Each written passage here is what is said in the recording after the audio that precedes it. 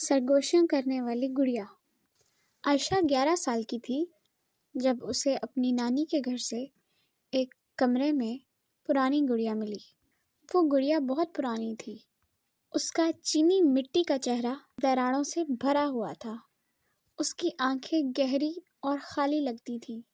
عائشہ کو وہ گڑیا کچھ عجیب سی لگی، مگر پھر بھی وہ اسے اپنے ساتھ اپنے کمرے میں لے آئی۔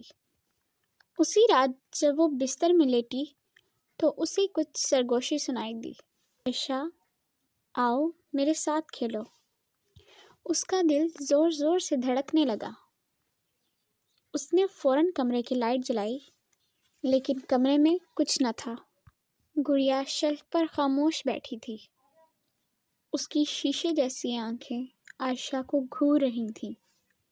سرگوشیاں ہر رات بڑھنے لگیں۔ پہلے وہ ہلکی اور مدھم تھیں، مگر پھر وہ بے چین اور بلند ہونے لگیں۔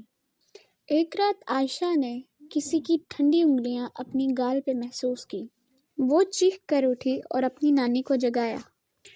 یہ گڑیا مجھ سے باتیں کرتی ہے، عائشہ نے روتے ہوئے اپنی نانی کو بتایا۔ نانی کا چہرہ زرد پڑ گیا۔ یہ گڑیا تمہاری خالہ کی تھی جب وہ اچانک غائب ہو گئی تھی۔ عائشہ نے اگلی صبح اس گڑیا کو باہر پھینک دیا، مگر پھر وہ اس کے بستر پہ موجود تھی۔